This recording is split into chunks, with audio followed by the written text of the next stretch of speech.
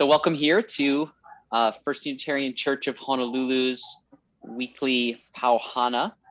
I'm Reverend TJ, and today we're going to be talking about our caring community, how we care for one another, and really more of a conversation about ways we can do that, ways that have worked, what we want to see in the future.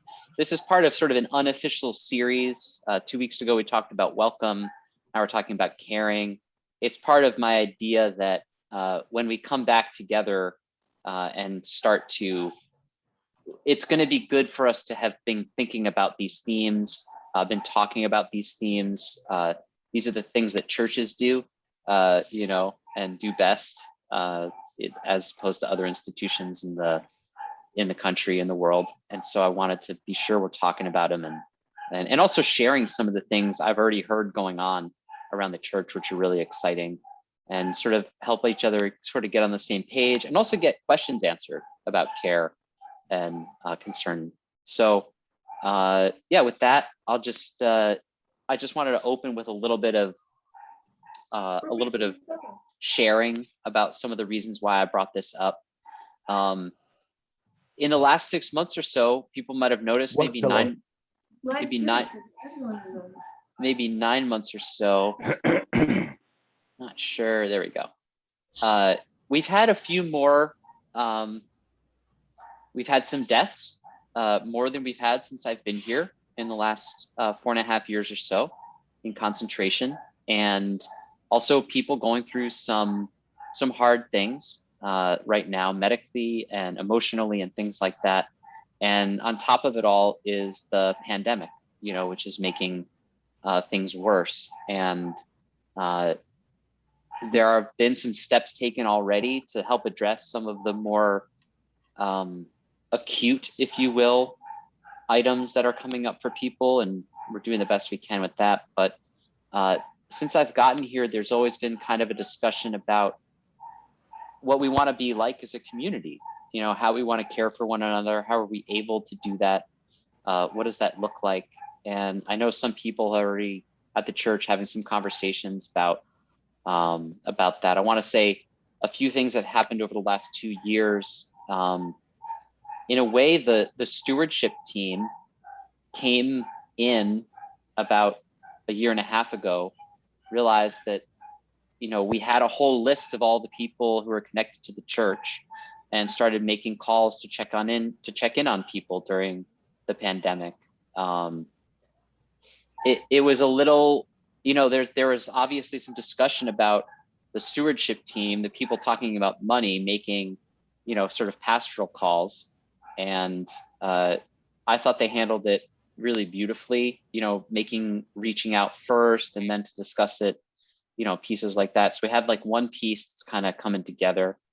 Also, in the meantime, from that team and from other teams, we identified a group of 6 people here at the church who were willing to volunteer to be really lay caregivers, really chaplains, and two were actually trained in a very long and arduous chaplaincy training course offered by the UUA. Others took a day-long intensive done by Pacific Health Ministries.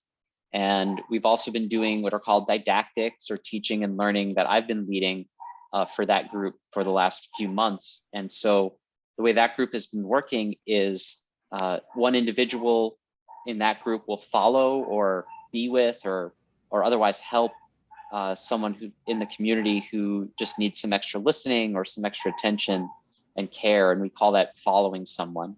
So that's the care team. And when they're done, and no one in that group will ever care for more than one person at a time. It's set up to be in addition to one's life, not to take on an avocation of being a lay counselor or something like that, where you have multiple people. So anyone in that group of 6 plus me is only seeing one person at a time about things like that. So then when they're done seeing someone, they let me know when they're ready to see someone again, when they're free. So that's another component of care that has started over the last few months. And I see this as moving toward building capacity for when we're back together, and the needs that we're going to have going forward. So those are some of the things that have been happening. And, one of the things that, it's hard to talk about maybe, or painful, or things like that, is just that church has changed some for people. That's decades ago, church was seen as a primary, if you will, way of having someone's both spiritual and social life. Almost, everything, a lot of one's life would revolve around it. And maybe that's the way this church really still wants to be and move toward.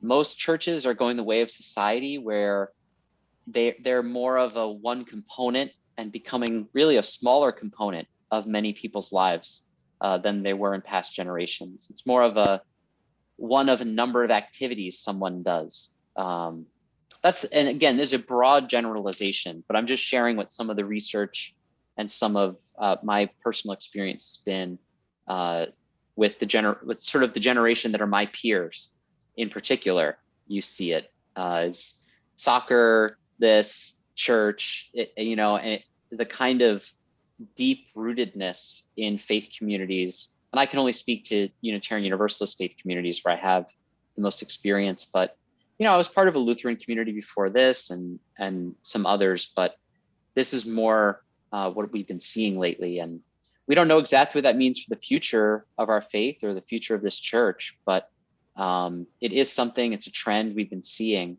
and it's a choice congregations are going to be making in the coming years about what kind of community they want to be, and how they want to be spending their energy and attention, and in that sense, what care will look like for them. So those are some of the things that were on my mind and that have been coming up as I've been meeting with people lately.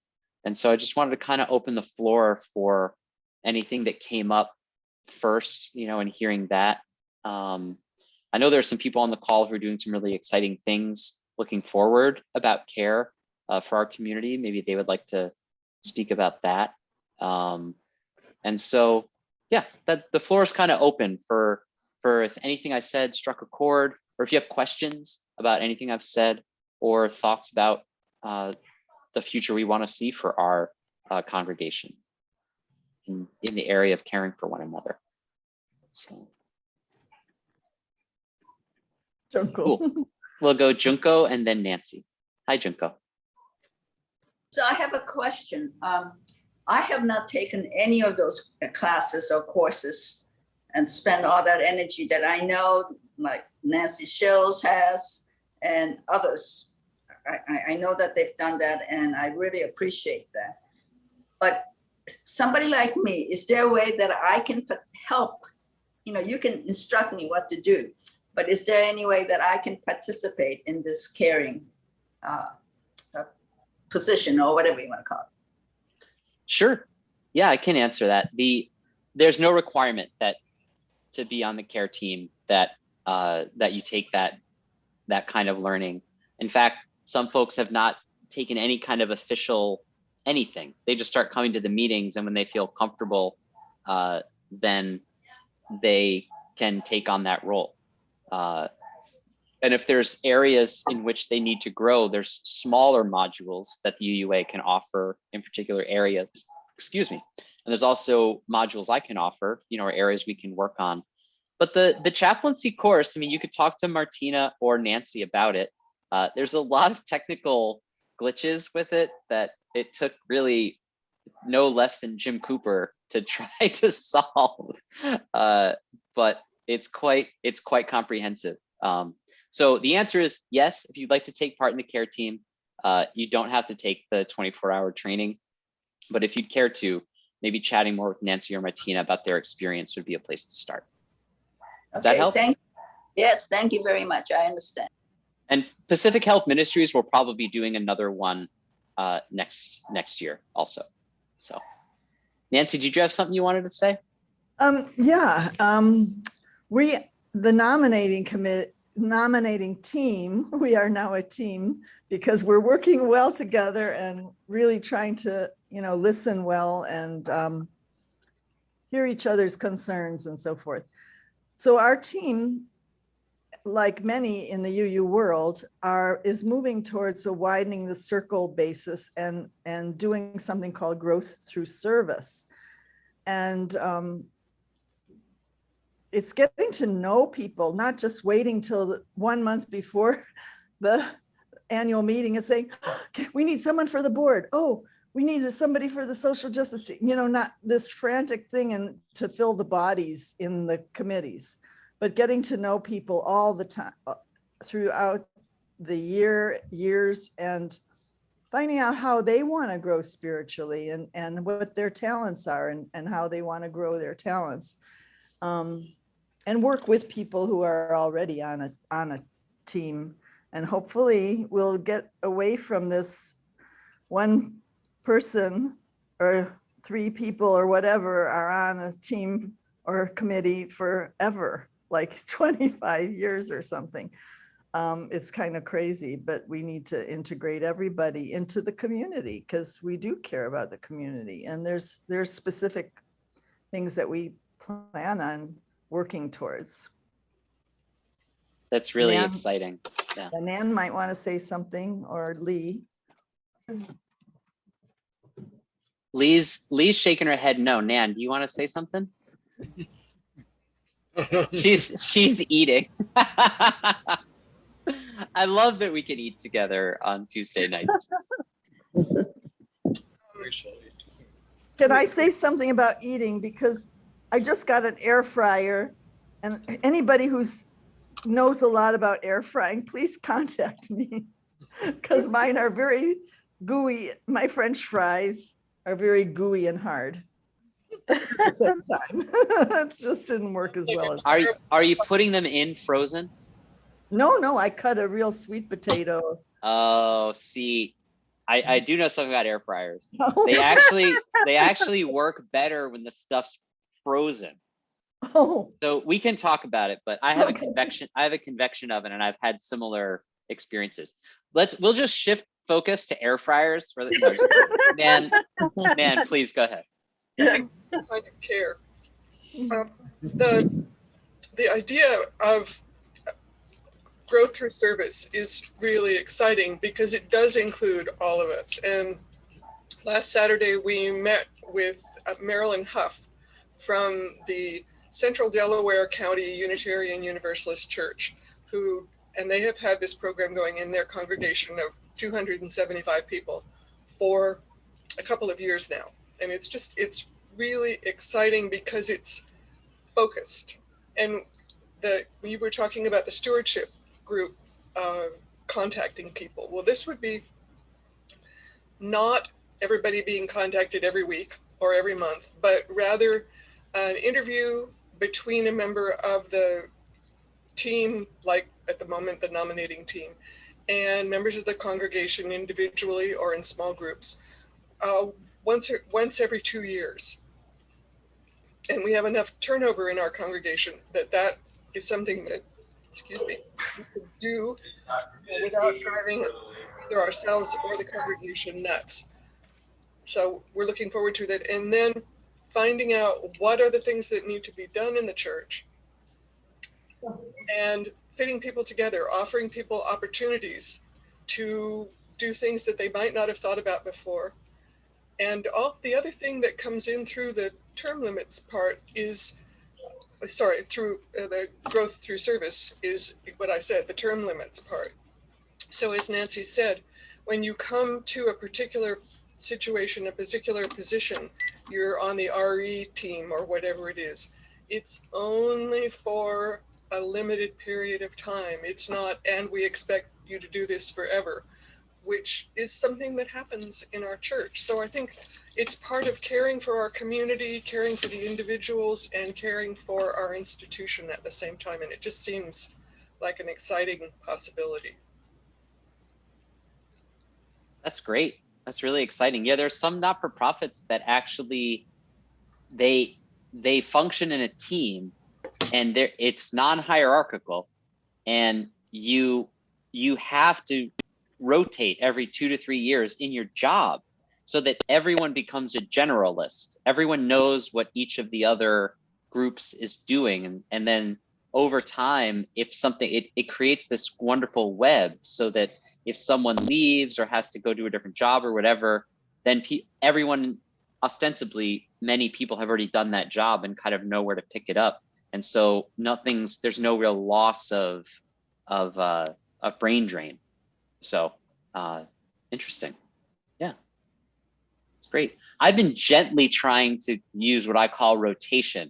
Term limits is nothing your minister would ever suggest. So it's interesting. It's wonderful that that the lay leaders are doing his messy business for him.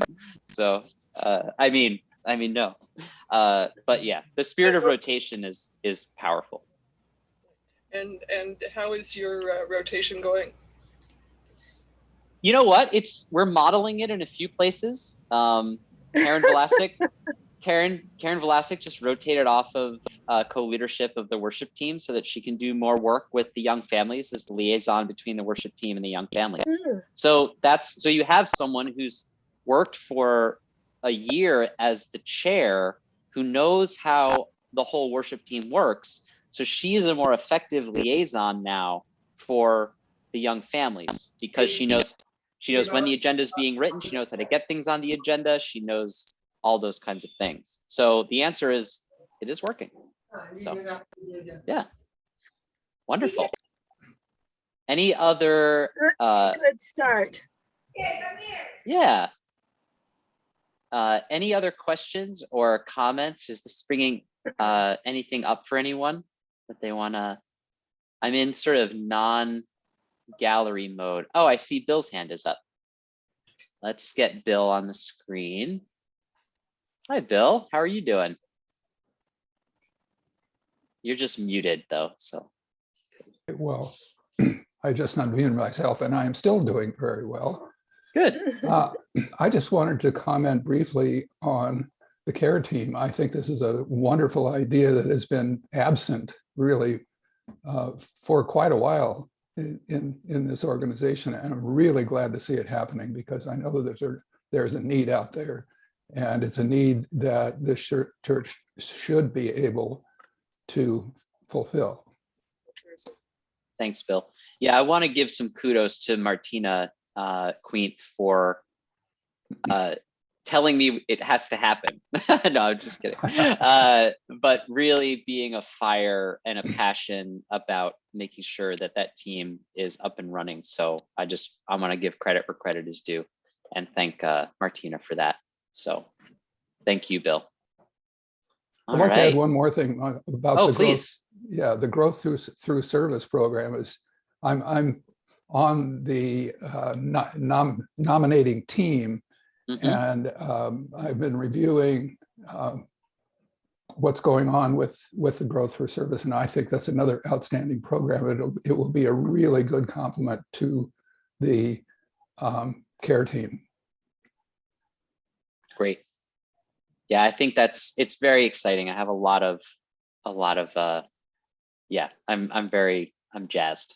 So yeah, it's going to be fun. Thanks, Bill.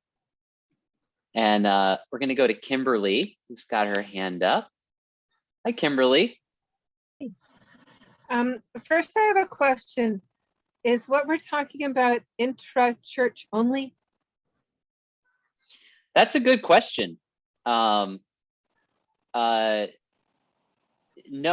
it's not. Our church, meaning, I mean, it's a good question.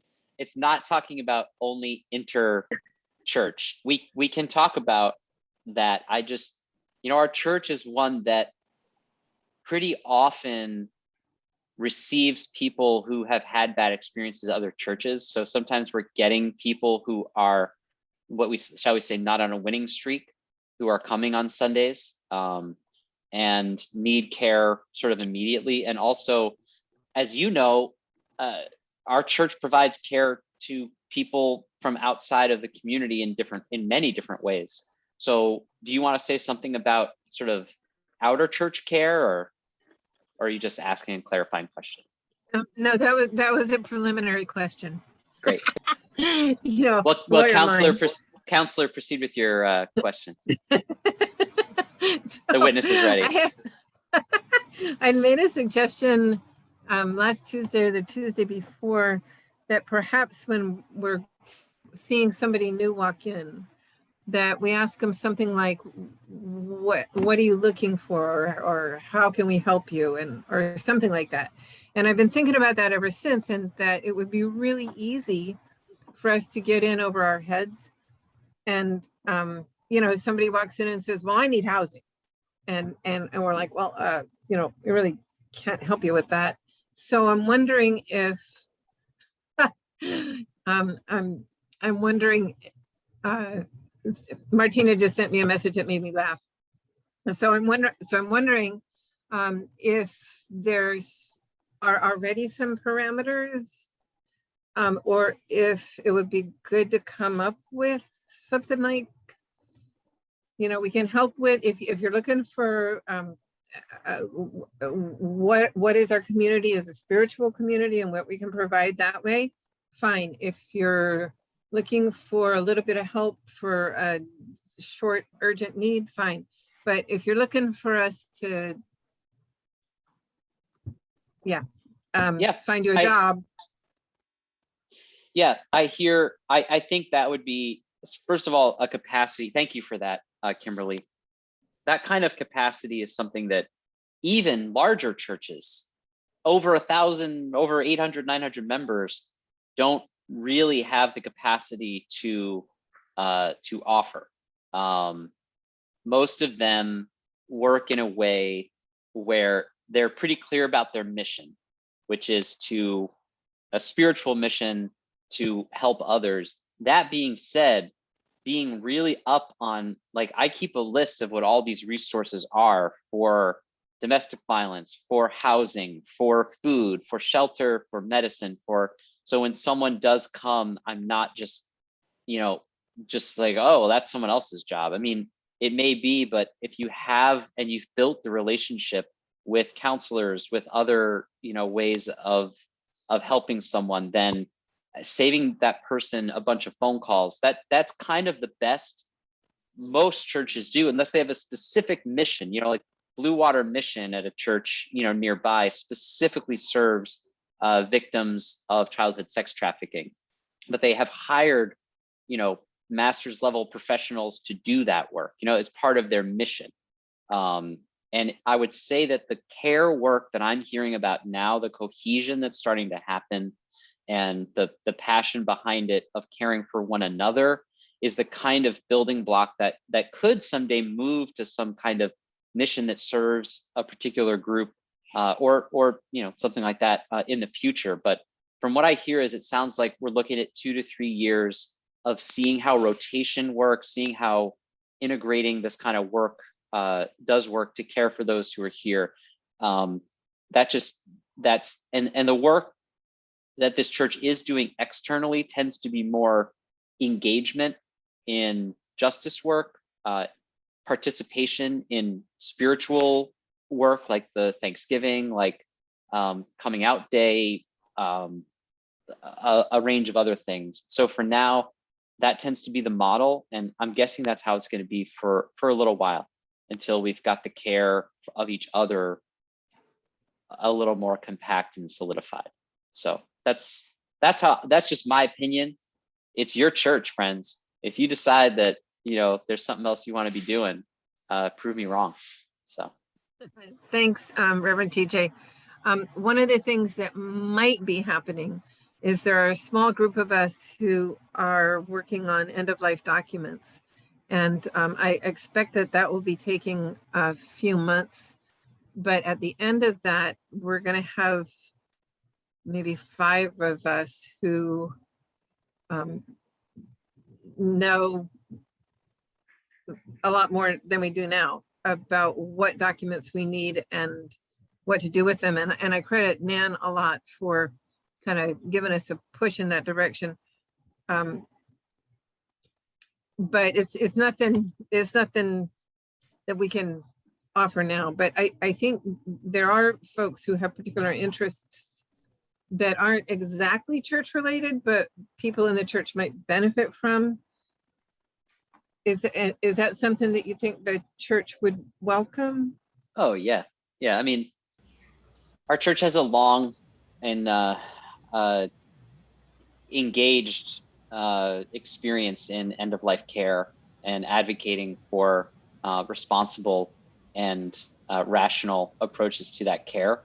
And I think that's a ministry that I could definitely see. I mean, I'd love it to be permeated even more fully in the lives of the people just at our community, but I could also see it as modeling a future and providing resources for partner communities that need to also do that work. What I was thinking of when you were saying that is I was calculating a little bit in my mind the percentage, you know how I like percentages, the percentage of my time that's spent just dealing with totally avoidable confusion, hurt, and anger from just the process of not having a testament, I mean, just my own pastoral care percentage is higher than you might imagine. One of the most avoidable and most painful areas that ministers deal with is people who die intestate, without a will and or without clear wishes for their health and how they want to be, how they want their body to be treated in their life. So it's really a ministry to the church in a really complete kind of way. So yeah. Thanks, Kimberly. And thanks, Nan, and thanks, Joel. So one more question, TJ. So is there some place that this little group, I mean, are we reinventing the wheel? Should we refer to something that's already occurred? There hasn't been a HUI or like a group that is kind of has a mission like this that since I have been here. There may have been previously, so I don't want to speak out of turn, but I'm seeing nodding. There's been some classes taught. There's been groups that have come together to learn about it, but none that have said, we've done this work. We are equipped to, and I hear you haven't, let's have lunch and I'm going to convince you should do this work. You're not leaving this lunch until you at least fill out the form that is going to go on your refrigerator, whatever that is. No one has done that kind of evangelical, if you will, approach to this work, which I think this is for anyone who's worked in healthcare. If there's anything they want to evangelize about, it's this. You just have to talk to Sue Green for 20 minutes about this, and she'll beg you, with her hands folded in front of her, heart, to please do this work. And so, yeah. So I think there hasn't been, and I would just suggest calling it a team or something that you like, Strike Force. And I'm trying to come up with new new names for the forces at work at the church. So yeah, wonderful. Thanks again, Kimberly. Thank you, Reverend. Does the prosecution rest? Can I?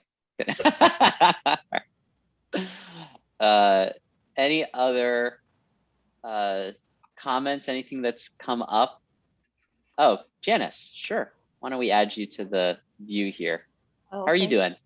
I'm fine, thank you. I just want to speak briefly to what Kimberly have brought up. Years ago, not presently, but probably 5-6 years ago, we hosted a seminar of a panel that covered all aspects of death and dying, and from the Kapuna representatives of the community, from the medical part, and from the issues that are involved in some of the legislation that was taking place. And I know Joel Merchant has been very active in that for many years, and has offered several opportunities through our church to provide exactly the kinds of things that Kimberly is talking about. And I think your group has come out of some of Joel's information too. But saying that, I think it's time again, obviously, to, something like this needs to be done every 5 or 6 years. So there is a history of us being involved in just exactly what Kimberly is offering, and valuable. That's all I wanted to say. Thanks, Janice. I've told this story a number of times, and I know some people get a kick out of it. And when I joined the Lutheran Church in New York City, part of membership, to finalize your membership, was planning your memorial service. And it was a fun process we went through with the minister, and you picked your hymns and your readings, and then there was a whole form. It wasn't formal, but it was just, it's like your Facebook login, like, and it was all kept in like the locked safe, all the practical things you needed for all the practical things that they would need to help the family to make sense of everything, where this was, where this was, where this file is, where that, and it really helped me do that. So when I had a heart procedure or whatever, like, I could send my my medical wishes to my sister, and I learned I should warn her first. She was pretty pissed. I just kind of sent it, and I said, we might need this. And anyway, that's another story. But yeah, it's it just gets you in the mood. It's like, oh yeah, this is what we're for. So if it's not church, where else are we going to talk about death and dying? It's I mean, what is religion but the human response to the dual reality of being alive and having to die? That's just quoting Forrest Church, but great. Wonderful. And yeah, I know that we had an info service, Nan, when was that? 2 years ago, where Joel and Sue went over the actual documents for the for end of life care. Yeah. So Yeah. Great. Oops. Yeah. Can't we talk about something more pleasant? Was the title of the workshop. Oh yeah. Nancy Schultz has had her hand up. Oh, sorry. It's hard to see. There are a few other people with hands up. I'm going to add spotlight. I'm going to take the 2 electronic hands first, and then go to Nancy Schultz. All right. So let's go to David. Hello, that's me. Hi. Hi. Hi. Yeah, good evening, everybody. Yeah, I've mentioned this before, and since we're not meeting in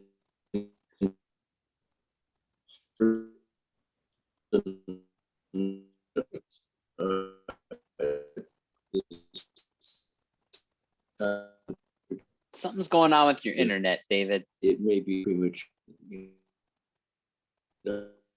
Yeah, we can't hear In you. terms of hospitality, what, can you hear me now, sir? No.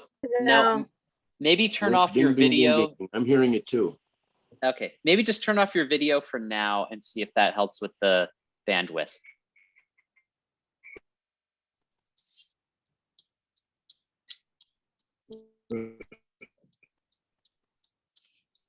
Is that any better? No, we can still see you.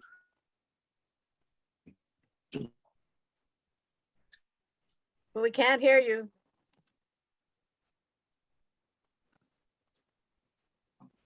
All right, let's, I think there's maybe frozen there.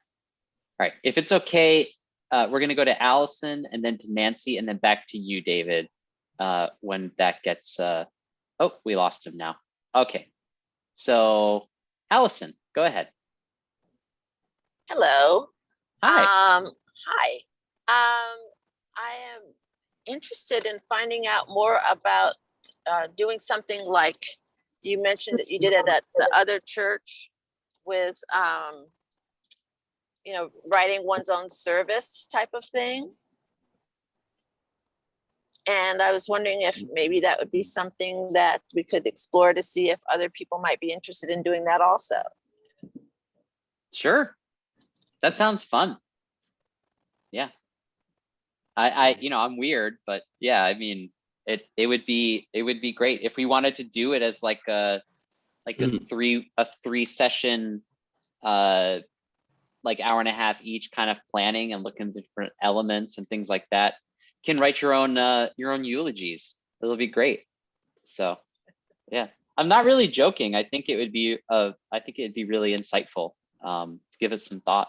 And yeah, I know that in early November, Dr. Michelle and some other folks are going to be meeting about offerings that we're going to be doing over the next church year for adult learning. And we will put that on the list of ways to kind of balance out through the year. Yeah, I think it'd be great. Thank Thanks, you. Allison. Yeah. Thank you. All right, Nancy. I think I'm piggybacking. That's kind of exactly what I was going to say, that I've been reading about ethical wills. You know, you have your will to give your goods, but an ethical will about how you transmit your values and how you've lived your life, how you transmit that to others. And I think that would be another, and I thought, oh, that's an adult RE thing that maybe Michelle could work on. I think I'm very interested in that, and yeah, in guiding and sharing in that way. Yeah, I hope I don't get in trouble for saying this. I might, but that's okay. The RE team has asked to keep Dr. Michelle on through the church year, through June 30th. And it looks like that's where things are going. So I think it's going to be a really wonderful, and she will be adding some hours to work on, specifically to work on adult learning and adult RE. So I think it's definitely in the works to have more of an attention to that in this coming church year as well. And looking at having that planning, that way of thinking, and looking at the ethical, it's beautiful, that idea of the ethical legacy. I did a retreat on that once at the last church, and like sort of what is our legacy of that we're leaving beyond just, you know, the money and things like that. But how do we want the folks whose lives we've touched to be informed by our own lives? So yeah, it's a wonderful idea. Thank you. Yeah. All right. I could try again. All right, go for it, David. I can hear you loud and clear now. How's the audio? Yeah, just a simple re-mention that I think it would be useful to have a small, simple brochure, a pamphlet, something available at the entrance for people to hand out, and that listed the diversity of programs and teams with a contact number. If we're going to be doing rotation, I know it's difficult to identify people and not necessary to identify who might be the chair. But I just think it would be very helpful for somebody coming in addition to a personal, approach, to have this piece of paper to give them that lists, and they'd say, oh, I didn't know you had one of those, and do you have, one of these? And gee, in my church, and it's an icebreaker and a lubricant to just engaging. That's all. Yeah, it's a great lesson, because we've had that since I've been here, and the fact that people don't know that is like really important to hear. Exactly. So point proven. Thank you, David. Yeah, it's can do a much better job at that. Thank you. Yes, and I heard Ramona. Did you want to say something? Thank you. You're welcome. How are you doing? I'm good. I'm doing wonderful. You're doing wonderful. So am I. Yeah. Isn't it nice to hear the church talking about all these things? I love it. I love it too. Yeah, that's wonderful. I don't know if you know, Ramona's aunt is a UU minister at the Tulsa church in Oklahoma, the really big Unitarian Universalist church there, the sort of famous one. And they recently sold their land that they'd gone to in the suburbs and moved and relocated back to the city. They've turned back into an urban congregation. So Yeah. Really interesting, right? Yeah. Yeah. Cool. Thanks, Ramona. I want You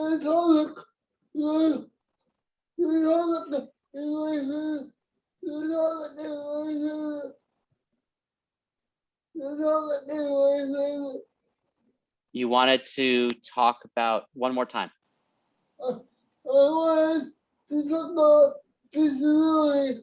Ah, you want to talk about disability. Do you want to say more about that?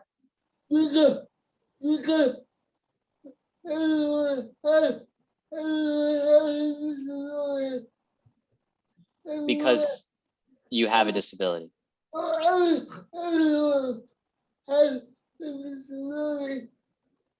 Everyone has a disability of some kind. Yeah, that's true. Yeah. Yep.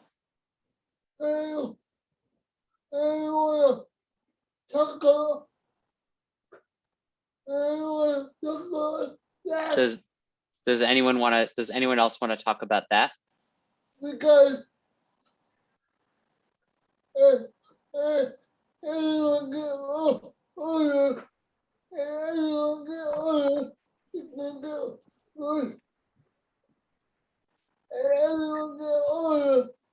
Everyone, as everyone gets older, they need more assistance.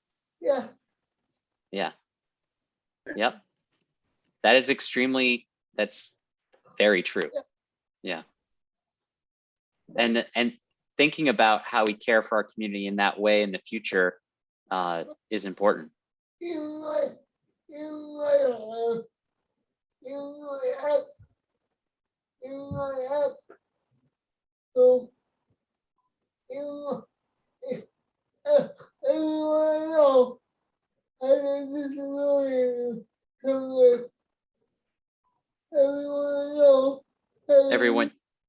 Everyone you know has a disability. Yeah. Yeah.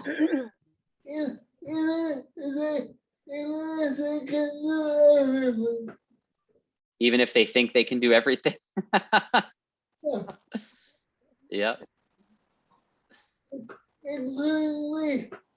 Including you. Yeah.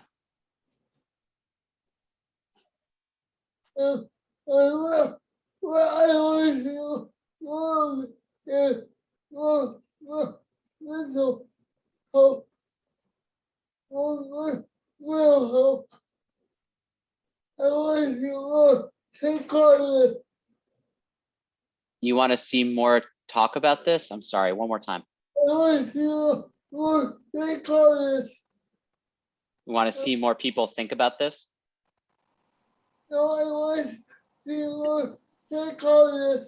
Oh, you want my take on this? Yeah. Okay. Yeah, I was saying earlier today that right now there's a lot of work going into looking at reimagining the space that we share in the building. And there's some projects to move education and other pieces entirely to the ground floor, the first floor, which would allow folks not to have to traverse the stairs and would be advantageous to all kinds of mobilities. It will allow generations to work together, to be together. And because as much as there is a loss for a young person whose mode of mobility prevents them from going upstairs, I think there's also a real generational loss between the young people not knowing our older people and vice versa, and not seeing them more often and being around them. And I think part of growing together will be being, if you want, there's an old saying, if you want to be together, be together. You know, and it's, I think some aspects of that are going to be important and will also increase the ability for all people, not all kinds of mobilities, but more diverse kinds of mobilities to also be present for many more of the church. What's that? I agree with you. You're always talking about physical disability. That's true. I'm talking about any disability. Yep, that's right. I'm only talking about physical disability, but there's also age disability. There's also invisible disabilities that we don't see.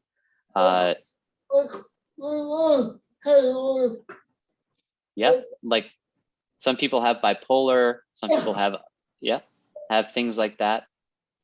And that's a kind of care, of understanding that we need to also build capacity for. That's what I mean. Okay, yeah. I would like to see more people focus on mental disability. You'd like us to be more focused on mental disabilities. Yeah. Not only physical. Yeah. Yeah, we have, some of our youth, and we have folks who even have issues with allergies, with scents in the room. We have some people who learn in different ways that are sensitive to sound. And then we have real people suffering from depression, bipolar, and finding, yeah. But I really happy, but I really lonely. You're really happy, but really lonely. Yeah. Yeah. Yeah, loneliness is hard. I have everything I have everything I could ever want. You have everything you could ever want. And still very lonely. And still very lonely. Yeah. Yeah. Thanks for sharing that, Ramona. Yeah. We'll do better. Yeah. All right. You have been awesome to me. I have what? You have been awesome to me. I have been awesome to you? No, you've been awesome to me. But thank you. Yeah. All right. We have a few more hands. Is it all right if I talk to them for a little bit? Okay. Yeah. Thanks, Ramona. Yeah. You're welcome. All right, we'll go to Allison and then to Kimberly.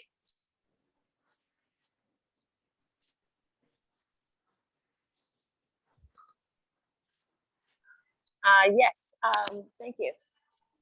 One of the things that Paula was talking about at one of the 8 principal work meetings that she had was disabilities as being a section that we need to look at with the 8th principle. And I think, Carla, were you there also at that meeting? Yeah, I was there. It was great.